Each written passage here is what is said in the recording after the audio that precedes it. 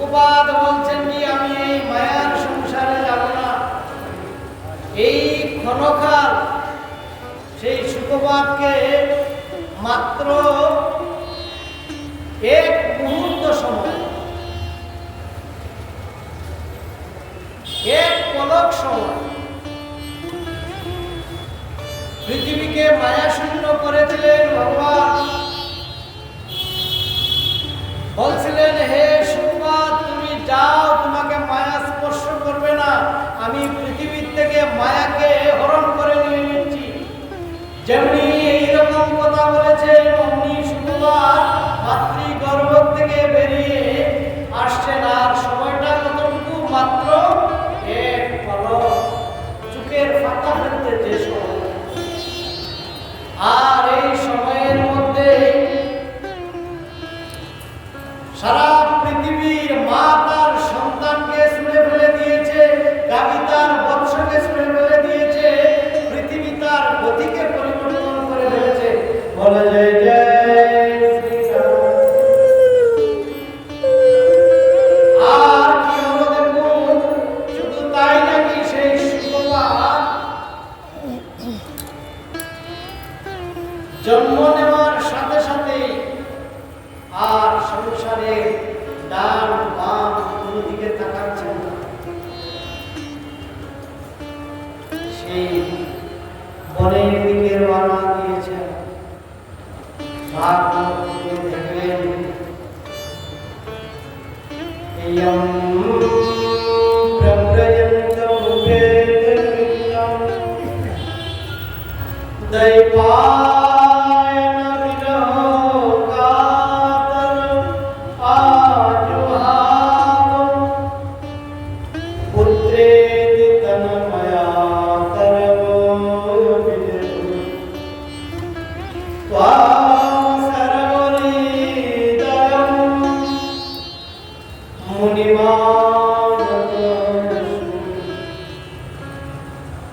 জন্ম থেকে এই সন্ন্যাসী তিনি জন্ম নিয়েই বনে গমন করছেন। যখন বনে গমন করছেন, পিতা এই মাত্র সন্তানকে পেয়ে সন্তানের কোনো সুখী তো তিনি পেলেন না।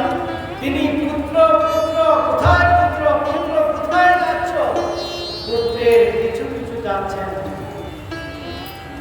এই ভাগবতের কোথায় পাবেন? এখনকার দিনে পুত্র পিতাকে কতটুকু ভালোবাসে আর পিতা পুত্রকে কতটুকু ভালোবাসে সে বলা যাবে না। তবে এখনো মাতা পিতা যে পুত্রকে যে মমতা করে, যে লালন পালন করে, তার মধ্যে কোনো হেতু নেই, কোনো কারণ নেই। একদম অহেতুক ভাবে কোনো কারণ নেই পুত্রকে লালন পালন করে।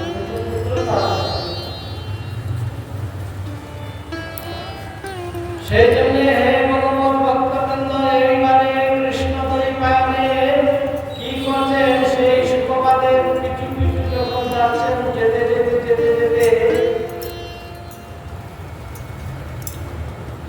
এক সরোবর পেলেন। তো সরোবরে অনেক গোপীগণ স্নান করছিলেন। আগেকার দিনে গোপীগণ স্নান করতেন, সেই বস্ত্রকে রেখে দিয়ে স্নান করতেন। তো যখন এইরূপ স্নান করছেন, তো সামনে একদম যুবক, যিনি এইমাত্র 16 বছরে পদার্পণ করেছেন, তিনি যখন যাচ্ছেন, তখন কোনো গোপীদের লজ্জাবোধ হচ্ছে না। দেখুন কিভাবে সেই অপ্রাকৃত লীলা শুরু হয়েছে ভাগবতে। ভাগবতে যারা অবগাহন করেন, তাদের চিত্রটা ঠিক সেই রকমই হয়ে যায়। আর যখন সেই বয়োবৃদ্ধ, যার দাড়ি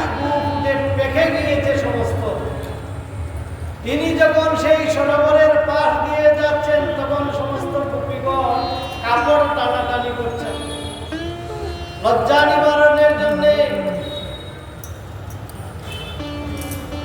এবার কৃষ্ণ দ্বৈপায়ন বেদব্যাসের রাগ হলো। হ্যাঁ, আমার 16 বৎসর সমন্বিত জ্ঞান রূপ মহাসাগরের চন্দ্রিমা এইমাত্র নবযৌবনে পদার্পণ করেছে, এই ছেলেকে দেখে তোমাদের কোনো বিকার হলো না, তোমাদের লজ্জা হলো না? আর আমি বৃদ্ধ, আমার চোখ মুখ সমস্ত সব কিছু জলসে গিয়েছে, দাড়িগুলা পেকে গিয়েছে, আর আমাকে দেখে তোমাদের লজ্জা হলো?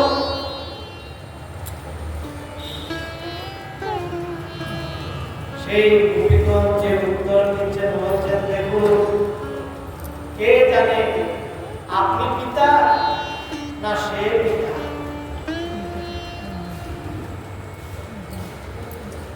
সে আপনার পুত্র না আপনি তার পুত্র, কে জানে? তবে একটি বিষয় হচ্ছে, আমরা যেটুকু জানি, আপনার সন্তান তার এই জগতের কোনো মায়াটাকে স্পর্শ করেনি। বলনিতাই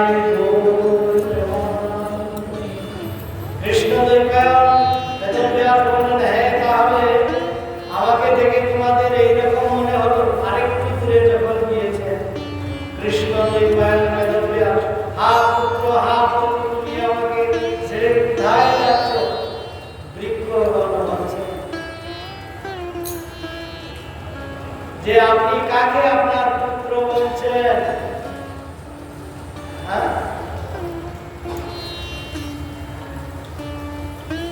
আপনি দেখতে পাচ্ছেন না আপনি এত মায়ার বশ হয়ে গিয়ে একজন জন্ম সন্ন্যাসী, তার কিছু কিছু ছুটছেন? আপনি কিসের সাথে মহাত্মা? আপনার এখনো তো সেই তত্ত্ব জ্ঞান হয়নি।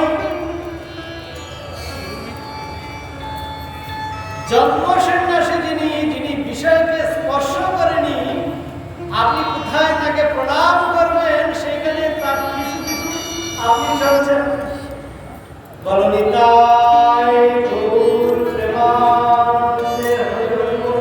আর দেখুন এদিকে সেই কৃষ্ণ দ্বৈপায়ন বেদব্যাস, কেননা কৃষ্ণ দ্বৈপায়ন বেদব্যাস হচ্ছেন জগতের কল্যাণের জন্য তিনি এসেছেন। স্বয়ং শ্রীমতী রাধারানীর আদর্শকে তিনি এসেছেন। রাধারানীর যে ইচ্ছা সেটা প্রতিষ্ঠিত করবেন।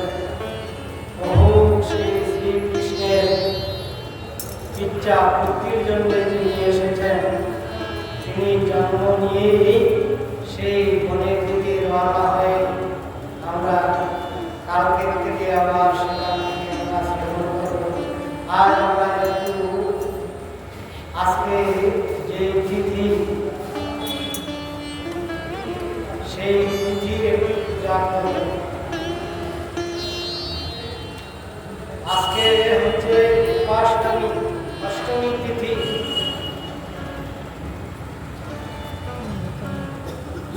সেই উপাষ্টমী তিথি সম্বন্ধে আজকে আমরা একটু শ্রবণ করি।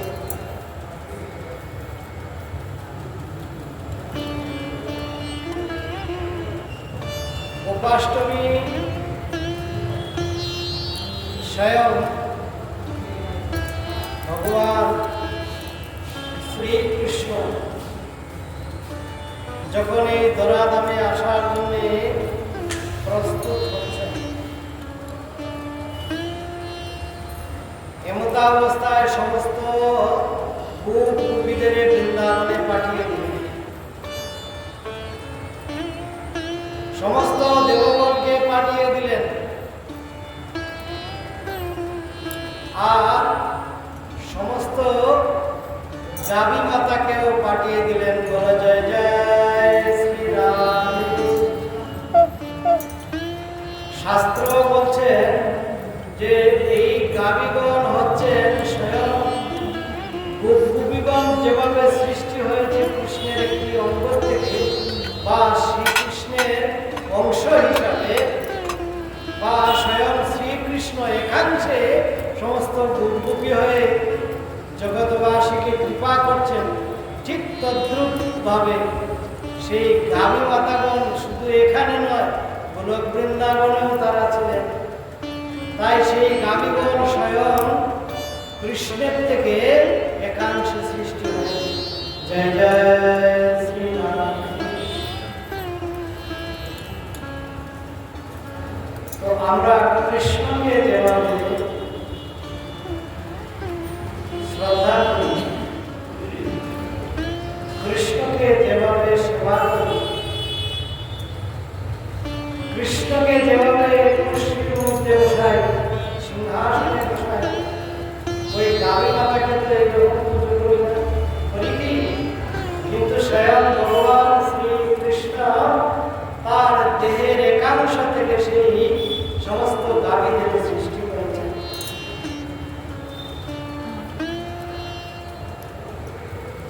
যখন এই গাভীকে সৃষ্টি করেন,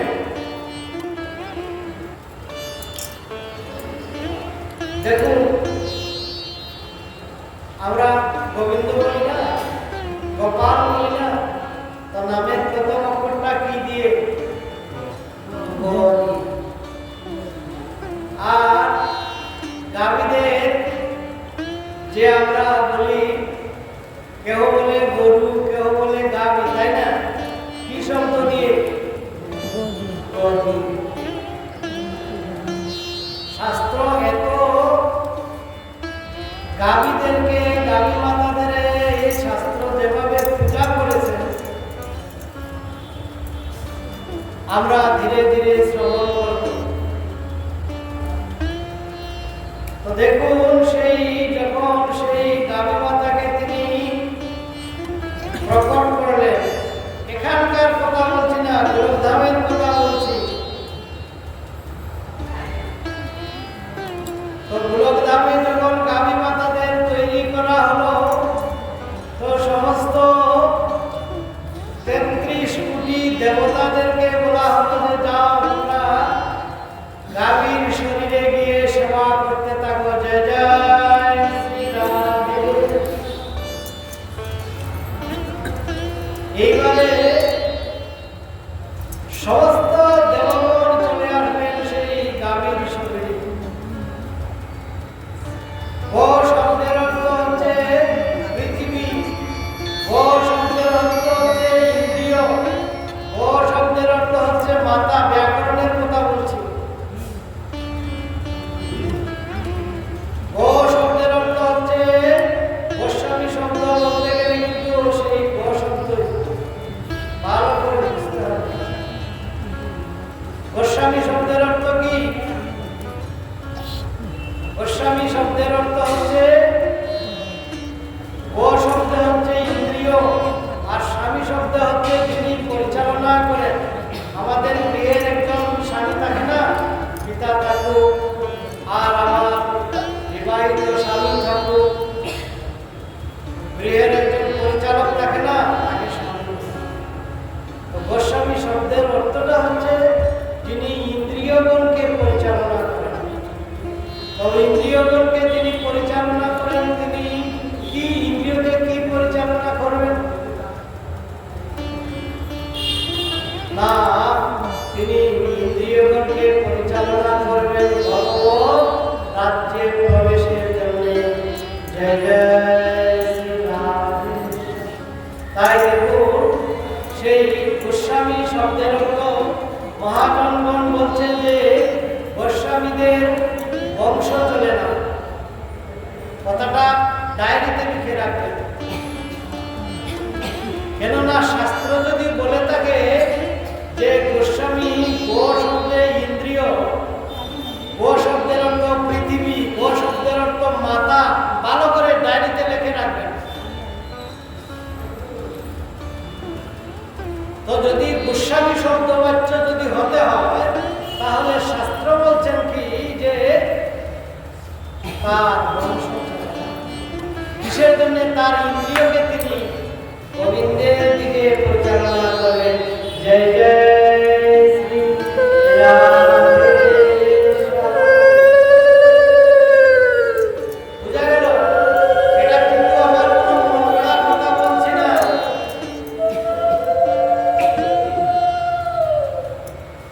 তাই গোস্বামীদের কখনো কোনো বংশ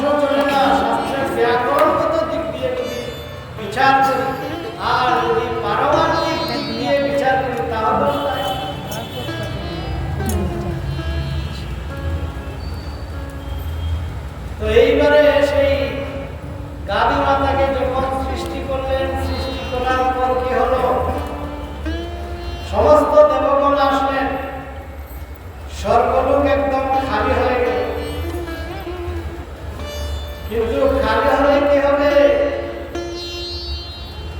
তিনজন তাদের অহংকারের জন্য আসেন। কোন তিনজন আসেননি?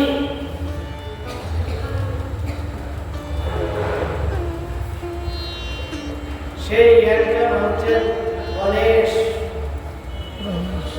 দ্বিতীয়ত হচ্ছেন লক্ষ্মী, তৃতীয়ত আসেননি গঙ্গা। এনাদের আসার ইচ্ছা নেই। এখন তিনজন একত্রিত হয়ে যখন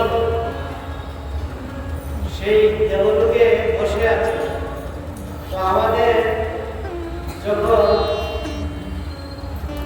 করোনা হয়েছিল না, করোনা, তখন রাস্তাঘাট কিরকম হয়েছিল? রাস্তাঘাট সব ফাঁকা হয়ে গেছে, তাই না?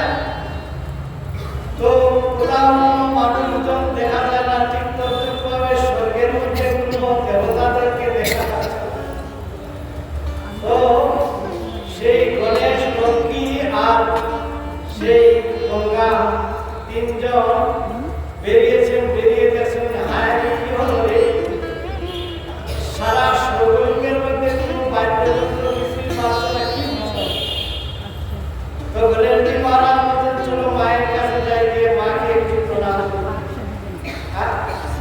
যখন মায়ের কাছে গিয়েছেন, গিয়ে দেখলেন কি, ও মা তো ঘরে নেই। মা কোথায় গেলেন? বললেন চলো যাই, পিতাকে একটু প্রণাম করি। গিয়ে দেখেন পিতাও সেই হিমালয়ে নেই। এইভাবে সারা সেই দেবলোক ঘুরতে ঘুরতে দেখলেন কেউ তো বাকি নেই, সবাই চলে গেছে। কোথায় গেল? ওহো, সেই কালী মাতা যখন সৃষ্টি করেছেন গোবিন্দ, ভালো করে চিন্তা করতে হবে। ভগবান যা বলেন তাই আমাদের করতে হবে। তো দেবগণ সবাই চলে গিয়েছেন, গিয়ে গাভী মায়ের প্রতি লুমকুপে লুমকুপে আশ্রয় নিয়েছেন। আর যখন এইভাবে আশ্রয় নিয়েছেন না, এইবারে যদিও ইচ্ছা ছিল না তাদের যাওয়ার, এখন চিন্তা করলেন আমাদের সমস্ত দেব দেবীগণ সবাই চলে গেছে, আমরা আর স্বর্গে থেকে কিভাবে চলে যাই? সেখানে গিয়ে স্বয়ং কৃষ্ণের কাছে প্রার্থনা করছেন, হে কৃষ্ণ, আমরা তো এই গাভী মাতার কাছে আমরা কিছু সেবা চাচ্ছি, আমাদের একটু স্থান দিন। এইবারে স্বয়ং কৃষ্ণ বলেছেন যে আমি যখন গাভী মাতাকে সৃষ্টি করেছিলাম তখন তো আমি সবাইকে আবাহন করেছিলাম, কেন আপনারা কি নিমন্ত্রণ পাননি? বলেছেন আমাদের আসতে দেরি হয়ে গেছে। কৃষ্ণ বলছেন তাহলে আর কি হবে, তোমাদের যখন আসতে দেরি হয়ে গিয়েছে তো আমার তো আর কিছু করার নেই। এখন আমি যতটুকু জানি যে গাভী মাতার দেহে আর কোথাও একটি স্থান বাকি নেই। জয় জয় শ্রীরাম। তুমি যাও, গিয়ে গাভী মাতা, তোমরা তিনজনে যাও, গিয়ে গাভী মাতার কাছে গিয়ে প্রণত হয়ে তোমরা জিজ্ঞাসা করো, দেখুন সেই গাভী মাতা কতটুকু পূজনীয়।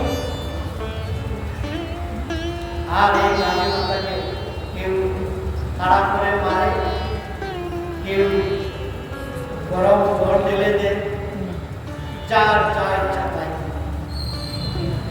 যদি জানে তাও জানবে কি করে? কৃষ্ণ থেকে তো বহু দূরে না, এই অনুভূতি না। এইবারে হলো কি, দেখুন হাত জোড় করে করে স্বয়ং গণেশজি মহারাজ আর লক্ষ্মী দেবী আর গঙ্গা দেবী গিয়ে গাভী মাতাকে প্রণত হয়ে বলছেন, হে গাভী মাতা, আমাদের তো আসতে দেরি হয়ে গিয়েছে, তো কৃপা করে আপনার কাছে আমাদের কিছু স্থান প্রদান করুন। এইবারে গাভী মাতা বলছেন, দেখুন আপনারা আসতে আসতে বললেন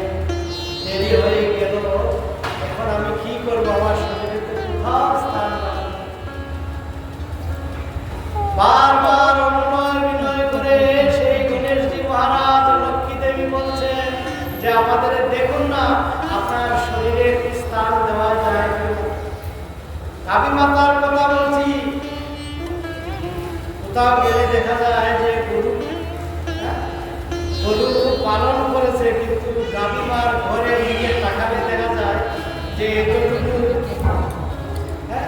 গরু ঘরের মধ্যে এতটুকু গর্ত আছে, জলে ভর্তি আছে, সমস্ত শক্তি। গাভী মাতা শুইবার জন্যও একটু জায়গা নেই।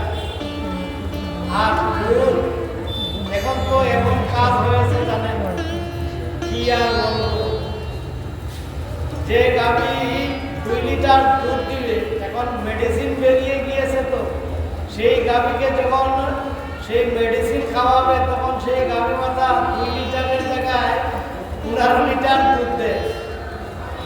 জয় জয় শ্রী রাধে। কি করে আমাদের কল্যাণটা হবে? দুধ যে আমরা পান করবো, সেই দুধ খেয়ে আমাদের কি লাভ হবে? এই ফার্ম ভালো, ওই ফার্ম ভালো, সব ফার্মই আমার। এটা ডাইরেক্ট এখন মেশিন বেরিয়ে গিয়েছে, মেশিনের দ্বারা ব্যবসা বৃদ্ধি। আর কৃষ্ণ কি বলছেন, দেখ আমার গায়ে যে শক্তি দেখছিস না, ওই সমস্ত গাভীদের দুগ্ধ ননি আমি সেবা করেছিলাম, সেই জন্য। আর সেই গাভী হচ্ছে কামধেনু, যেন তেন ধেনু না, আমাদের দেশীয় গায়ের দুধ এখন খেয়ে যেতে। মাংসে মাংস বৃদ্ধি, ঘৃতে বৃদ্ধি বল, দুগ্ধে চন্দ্র বৃদ্ধি, আর শাকে বৃদ্ধি মন। শাস্ত্রের কথা, দুগ্ধ খেলে কি হয়? চন্দ্র বৃদ্ধি হয়। চন্দ্র মানে কি? সুন্দর। চন্দ্র বুঝতে পারেন? চন্দ্র কখন উঠে? আমরা কখন দেখি চন্দ্রকে? রাত্রে। আর পৃথিবীতে যত ঔষধি বৃক্ষ, মনে রাখতে হবে, পৃথিবীতে যত ঔষধি বৃক্ষ, স্বয়ং লক্ষ্মণকে বাঁচানোর জন্য যখন হনুমান গেলেন বিশল্যকরণী নিয়ে আসার জন্য, তো তাকে লক্ষণ দিয়ে দিয়েছিলেন যে দেখো, তুমি সেই গন্ধমাদন পর্বতে গিয়ে তুমি চিনবে কি করে? তো দেখবে রাত্রে সেই বৃক্ষটা ঝলঝল করে জ্বলছে। তো জেনে রাখবেন, সেই চন্দ্রিমা যখন উঠে তখন সমস্ত ঔষধি গাছ জন্মায়। জয় জয় শ্রী রাম।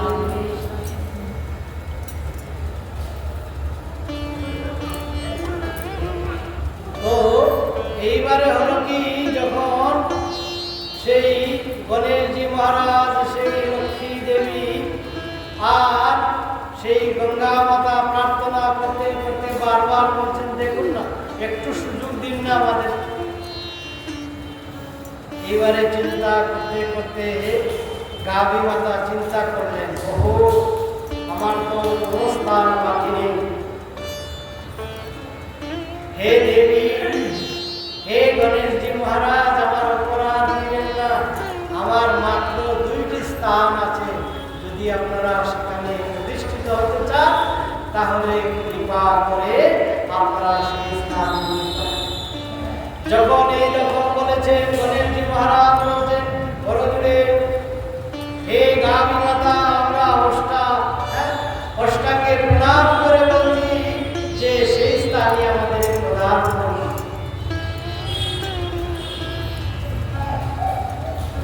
গাভী মাতা বললেন যে দেখো, আমার এক স্থান আছে, সেই স্থান হচ্ছে গোময়, মানে আমরা যাকে বলি গোবর।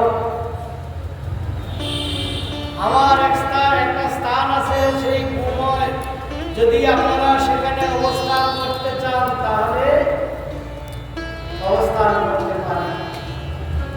আর আমার দ্বিতীয় স্থান হচ্ছে আমার পুত্র। ভালো করে চিন্তা করে দেখুন, গণেশ আর লক্ষ্মী মাতা বললেন যে আমরা আপনার গোময়ের মধ্যেই অবস্থান করব। জয় জয় শ্রী রাধে।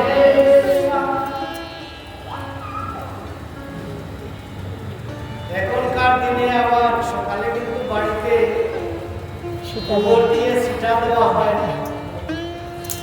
এটা তো হাতে ধরলে বিরাট নেককারজনক কাজ।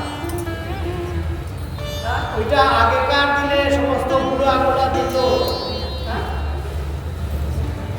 আগের মানুষের সমস্ত জানতো নাকি? আগের মানুষ তো, আমরা এখন স্ট্যান্ডার্ড,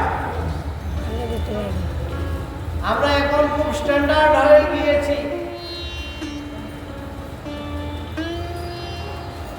আর স্বয়ং গঙ্গা দেবী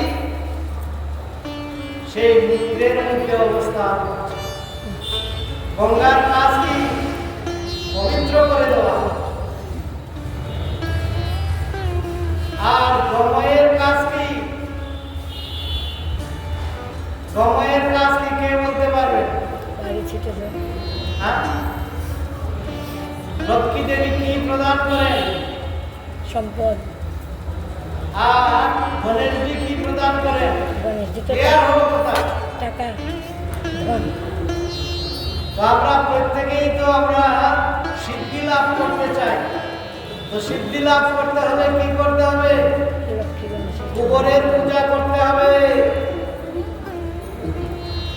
আর যদি ধনকে পেতে হয়, সম্পদ যদি পেতে হয়, তাহলে ওই গোবরের পূজা করতে হবে। ব্রজধামে যাবেন, গেলে দেখবেন ওই যে গোবর্ধন পূজা করা হয় না, তখন গোবর দিয়ে আপনাদের দেখুন না, যখন বাড়িতে বিবাহ হয় তখন ব্রাহ্মণ এসে গোবর দিয়ে কি করেন কে বলতে পারে?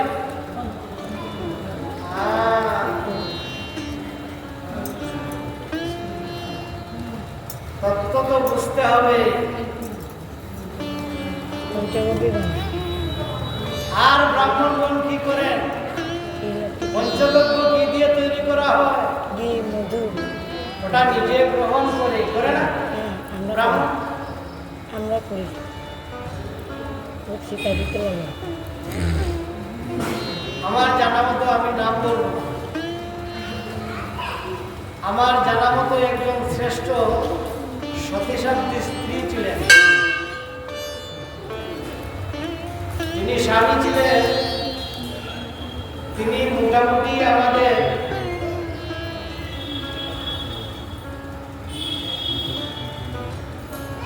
এটা কি বলে কাছাড়, আসামের মধ্যে কাছাড় একটা জেলা আছে, তাই না? আর ত্রিপুরার মধ্যে উত্তর ত্রিপুরা আছে। এই দুই জায়গার মধ্যে সিলেট বিভাগ আছে। এখন বর্তমানে আরো স্প্রেড করেছে। এই সমস্ত সব জায়গার মধ্যে তিনি প্রসিদ্ধ সাধক। ওনার স্ত্রী ছিলেন, সেই স্ত্রীর এক সময় মতি বিভ্রান্ত হয়েছিল। তিনি স্বামীকে পরিত্যাগ করে চলে গিয়েছিলেন। আমি নাম বলব। যখন পরবর্তীতে আসলেন, স্বামী তাকে পরিত্যাগ করে বললেন যে কয়দিন তুমি আমি এই পৃথিবীতে থাকবো, তুমি সারা গায়ে সেই গোবর আর মূত্র, গোমূত্র তুমি সারা গায়ে রেখে থাকতে হবে। জয় জয় শ্রীরাম। আমি নাম করবো না, নাম করলে সবাই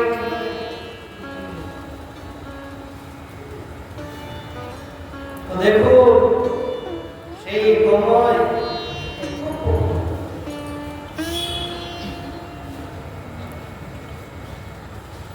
তাই সেই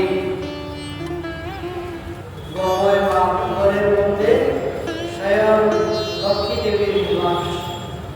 আজকে যারা জানলেন, আরেকটা প্র্যাকটিক্যাল উদাহরণ দিব কি?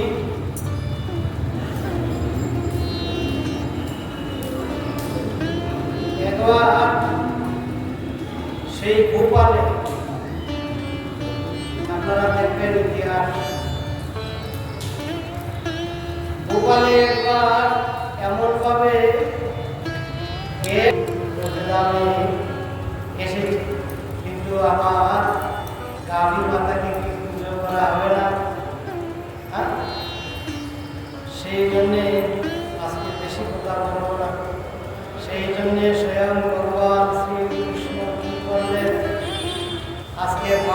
যশোদার কাছে একদম কান্না করতে করতে অস্থির হয়ে গেলেন যে হে মা, আমি আজকে গোচারণে যাব।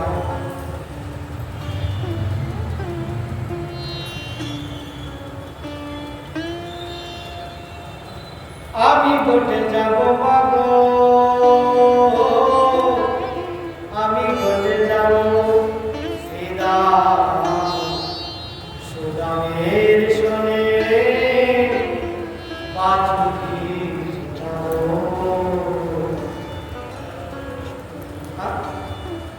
কৃষ্ণ এমন ভাবে বায়না ধরেছেন, মা বলছেন দেখ বাবা, তুই তো বাছুরি চূড়াতে যাবে, কিন্তু তোর বয়সটা কত হয়েছে? ভগবান শ্রীকৃষ্ণ গাভী চড়াচ্ছেন, মানে হচ্ছে সমস্ত ইন্দ্রিয়গণকে তিনি চারণ করছেন, সমস্ত ইন্দ্রিয়গণকে তিনি চারণ করছেন।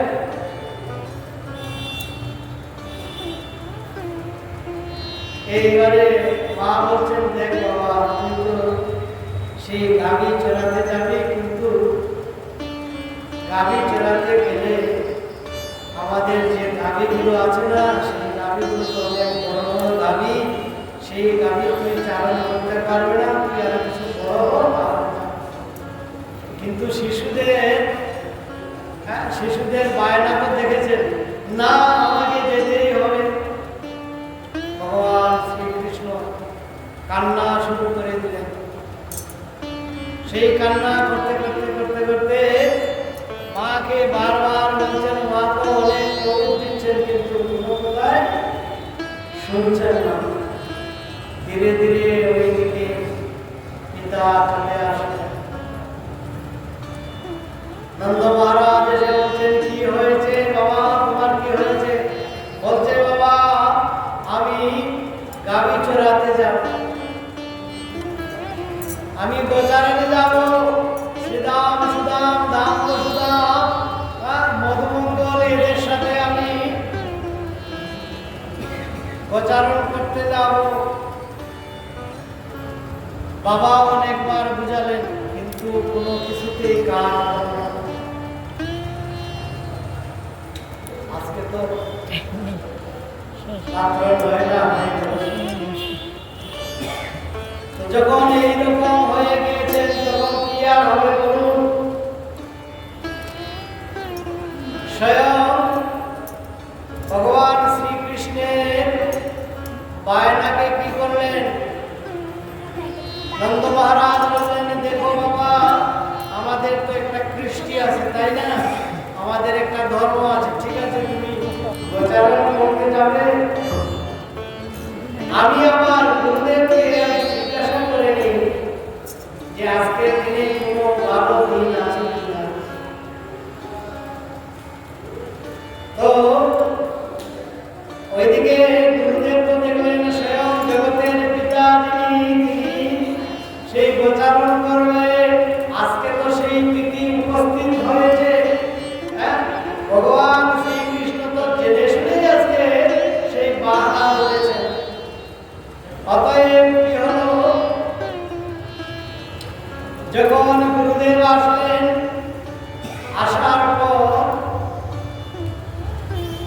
পত্রিকা দেখা হলো, দেখে মনে হলো আজকের দিনটা হচ্ছে খুব ভালো। তাই বলি, হে নন্দ মহারাজ, তোমার সন্তানকে আজকেই দিতে হবে। নন্দ মহারাজ বলছেন, আপনাকে আমি বড় জুড়ে বলছি, দেখুন আমার কৃষ্ণ তো সবে মাত্র 5 বছর পুরে 6 বছর বয়সে মাত্র মা দিয়েছে। তো এই 6 বছরের বাচ্চা কি করে সেই বনে যাবে? গুরুদেব বলছেন, আরে তুমি বুঝতে পারছো না, আজকে যদি তোমার সেই সন্তান যদি গোচারণে না যায়, তাহলে অনন্তকাল আর এইরকম মুহূর্ত আসবে না। জয় জয়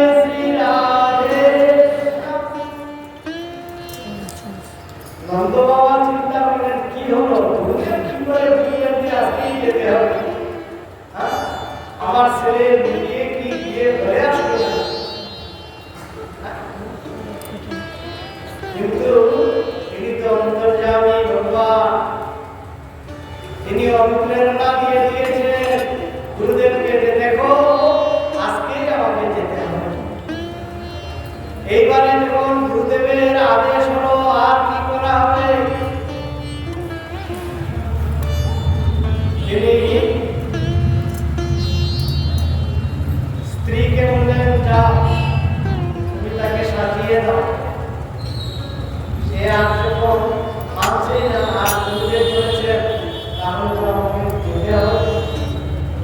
এইবারে মাতা কৃষ্ণকে এইবারে কি করেছেন দেখুন, মাথায় চূড়া দিয়েছেন, চোখে কাজল দিয়েছেন, দিয়ে পায়ে মুকুল বেঁধে দিয়েছেন। বলছেন যে কৃষ্ণ, তোকে এই মুকুল আমি চরণে বেঁধে দিয়েছি, তুই এক কাজ করবি,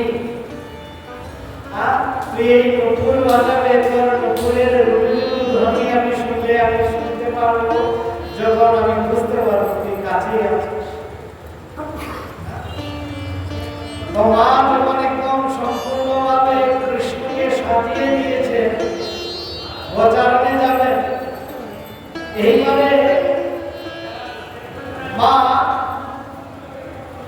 চটি নিয়ে এসেছেন কৃষ্ণকে, আমরা যেটা বলি জুতো, তাই না, নিয়ে এসেছেন কৃষ্ণকে পরাবেন।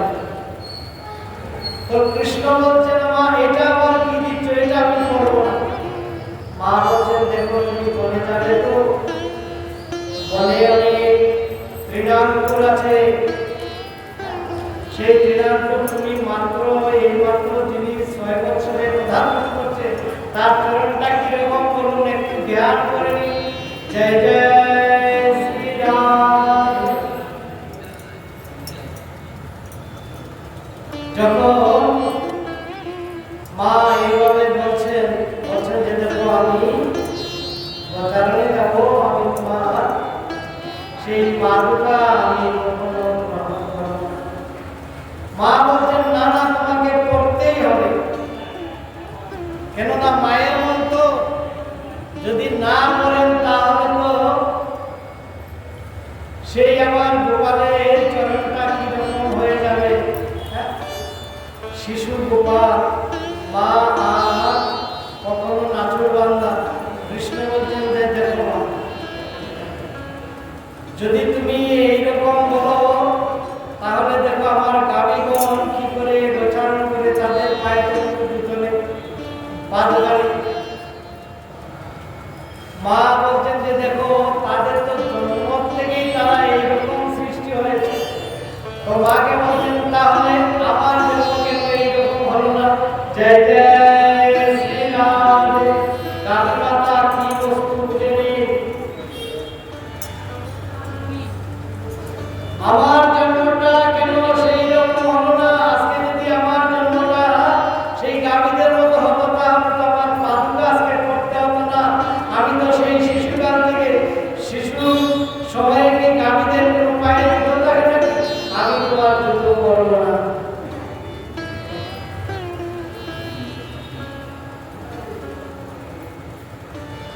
তাই হে ভগবত ভক্তবৃন্দ, এইবারে মা যশোদা গোপালকে সুন্দর করে সাজিয়ে বললেন যে দেখো গোপাল, তুমি বেশি ভুলে যাবে না, ওই পাশেই ছিল এক কদম বৃন্দাবনে এখনো আছে। বলছেন যে তুমি ওইখানে গোচারণ করবে, কেননা তুমি যখন ওইখানে এসে গোচারণ করবে আর তোমার মুকুলের ধ্বনি যদি আমাকে রাখে তাহলে আমি আর তোমাকে আমি দেখতে পারবো এই ভক্তকে। তাই আজকে শ্রীকৃষ্ণ এই উপাসনা করতে সেই গোমাতার পুজো করেছিলেন এবং গোচারণে তিনি গিয়েছিলেন। সেই জন্য সমস্ত সাধুগণ, সমস্ত সন্ন্যাসীগণ, সমস্ত ভক্তগণ আজকের এই দিনটায় সবাই সেই গোচারণ লীলা ধ্যান করে সেই উপাসনা পালন করেন। তার উপাসনামিত হলো তো ব্রজের সবাই করলেন, সবাই গোচারণে গেলেন। এইবারে কি হলো, স্বয়ং রাধারানী চিন্তা করলেন, ওহো সবাই গোচারণে গিয়েছে, আমাকে যেতে হবে না। আর ওইদিকে কৃষ্ণ যখন গোচারণে গিয়েছেন না,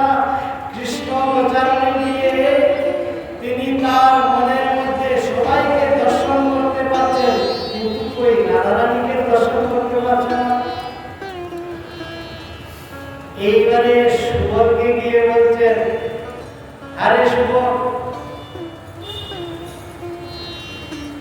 আর কি কথা কহিছ সুবলা শোনে, কহিতে কহিতে কাঁদিছ কে, কি কথা কহিছ সুবলা শোনে। আমার কৃষ্ণ এবারে সুবলের কাছে গিয়েছেন, গিয়ে সুবলকে বলছেন, সুবল রে, আমি তো মনে থাকতে পারছি না, আর কহিতে কহিতে কাঁদিছ কেনে। আমার কৃষ্ণ সেই রাধারানীর কথা বলতে বলতে কান্না শুরু করেছে। ভালোবাসা কাকে বলে দেখুন না, মাত্র 6 বৎসরে তিনি পদার্পণ এই মাত্র করেছেন। যখন এইরূপ গদগদ স্বরে ভগবান স্বয়ং শ্রী শ্রীকৃষ্ণ কান্না করছেন, সুবল এবার কি করলেন, ধীরে ধীরে সেই জটিলা আর কুটিলার গৃহে প্রবেশ করছেন। যেতে যেতে যেতে যেতে গিয়ে দেখলেন যে জটিলা কুটিলার ঘরে আর কেউ নেই। জটিলা জটিলার ঘরে, কুটিলা কুটিলার ঘরে।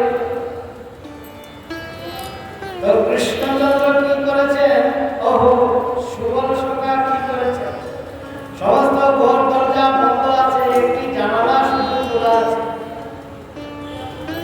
তো জানালার দিকে তাকিয়ে দেখছেন, ওহো স্বয়ং শ্রীমতী রাধারানী সেখানে অজর নয়নে কান্না করছেন। কৃষ্ণকে দর্শন না করে স্বয়ং রাধারানী সেই গৃহের মধ্যে কান্না করছেন। তিনি কি করছেন কান্না, কি বলে বলে দেখুন, বলছেন, হে হে মন, তুমি এক কাজ করো, তুমি যখন আর কৃষ্ণের কাছে যেতে পারোনি, তোমাকে আমি আজকে একটা শিক্ষা দিচ্ছি, তুমি সেই শিক্ষা গ্রহণ করো। কি শিক্ষা? না হে গোবিন্দ, হে দামোদর, হে মাধব, তুমি এইটুকু আজকে জপ করতে না। আর রাধারানী এইরকম জপ করতে করতে করতে করতে ওইদিকে কৃষ্ণ, তো সেই রাধারানী যখন সেই কৃষ্ণকে ডাকছেন, অমনি সেই কৃষ্ণ পাঠিয়ে দিলেন স্বয়ং সুবল, যাও সুবল, তুমি আমার সেই প্রিয়সীকে তুমি নিয়ে এসো। তো এইবারে সুবল যখন জানালার দিকে দেখলেন রাধারানীকে, ঠাড়ে ঠুড়ে বলে দিলেন, তুমি কি যাবে না? সবাই আজ চলে গেল সেই গোচারণ করতে, তুমি যাবে না? রাধারানী হাও হাও করে কান্না করছেন, করে বলছেন, সুবল, হে সুবল, আমি যাবো কি করে? দেখ জটিলা আমার দরজায় অর্গল দিয়ে দিয়েছে। অর্গল মানে বুঝেন তো, আগে হুড়কা বলতো, হুড়কো মেরে দিয়েছে বাহার দিকে, আমি যাবো কি করে? তো সুবল বলছে, সে তো ঠিক, তোমার ওই জটিলা জটিলা কোথায়? বলছে, ওরা দুইজন দুই ঘরের মধ্যে দরজা কপাট বন্ধ করে আছে। কেননা তারা জানে যে আজকে তো সেই গোপাল গোচারণে গিয়েছে, ব্রজে কেউ খালি নেই। আর যদি আমার পূর্বাগুলোর মধ্যে সাড়া পেতে পারে, তাহলে তো আর ঘরে রাখা যাবে না। সেই জন্যে কপাট বন্ধ করে দিয়েছে। সুবল সখা তো সেই কৃষ্ণের ইচ্ছা পূর্তির জন্য কি করলেন, গিয়ে দেখলেন গোশালায় সমস্ত গাভীগুলোকে বেঁধে দিয়েছে। কেননা ওই গাভীগুলো গেলে তো আবার কোথার থেকে কোথায় ছুটে যাবে, আর যদি জটিলা জটিলা যদি বাইরে যায় আর কোনো সল করে যদি সেই কপাট খুলে দেওয়া হয়, তাহলে তো রাধারানী চলে যাবে। জয় জয় শ্রীরাম।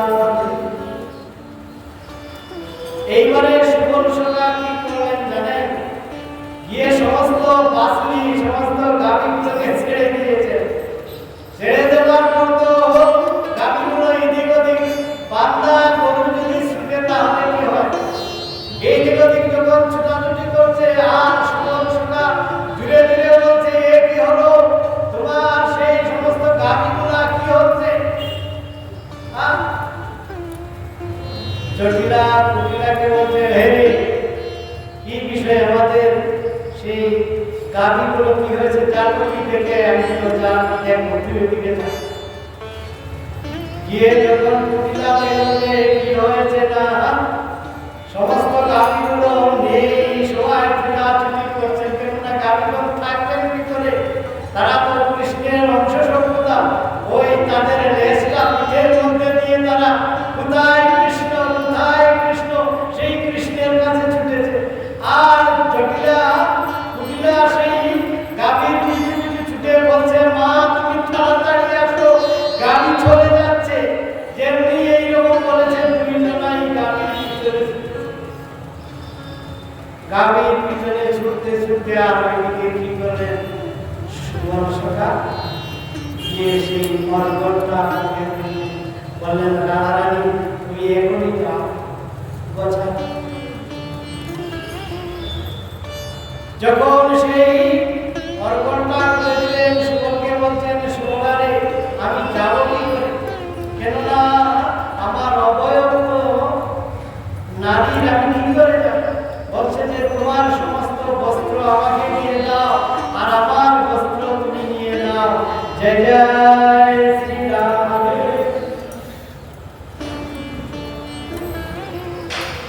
এইবারে কি হলো জানেন, এবার স্বয়ং শ্রীমতী রাধারানী এইটুকু বলে যাচ্ছে,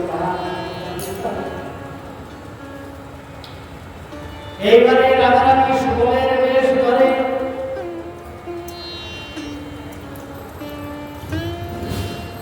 ধীরে ধীরে ঘর থেকে বেরিয়ে, কেননা আমরা সারা বছর রাধারানীর চরণ দর্শন করতে পারি না, আর সেই সুবলের বেশ করেছে বলে আজকের এই গোপাষ্টমী দিনে সমস্ত সাধুগণ, মহাত্মাগণ, যোগীগণ, ঋষিগণ, দেবগণ, সমস্ত ব্রহ্মা বিষ্ণু এই দিনের জন্য অপেক্ষা করেন যে কি করে এই রাধারানীর চরণ দর্শন করা যাবে। তাই আজকে সুবলের বেশে সমস্ত মঠে মন্দিরে দেখবেন আজকের দিনে রাধারানীকে যে সাজানো হয় সেই সুবলের বেশ আজকে করা হয়। জয় জয় শ্রীরাম। তাই গোপাষ্টমী দিনে রাধারানীর বেশ করাতে হয় উপবেশ। আর আজকেই শ্রীমতী রাধারানীর চরণ আজকে সবাই দর্শন করে যাবেন। আমাদের সেই পূজারী যে আছেন তিনাকে বলবেন যে আজকে আপনাদেরকে আমাদের রাধারানীর চরণটা দর্শন করাবেন। আজকে আমরা রাধারানীর চরণে প্রণত হয়ে আজকে শ্রীমতী ভাগবত কথা এখানে